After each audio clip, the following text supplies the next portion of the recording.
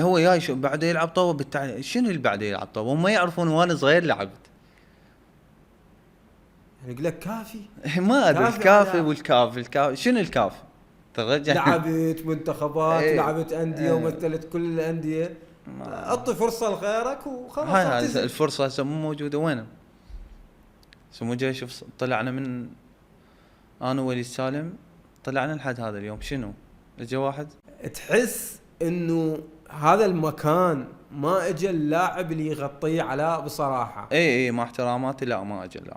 ما اجى لاعب يعني زين. من خروجنا انا ووليد سالم يعني ما اشوف. يعني هو اللاعب شلون من نشوف المكان مستقر تقول اكو لاعبين جيدين وجاي يقدمون. زين شو نشوف حتى حسين علي هسه من جاي يلعب لعبه زينه تشوف. اللعبه اللي بعدها مو زين جاي يشوف يعني اللعبات منتخب من فتره كاساس ولحد هذا المدرب ما مستقرين. ما مستقر خاصه التكيمنا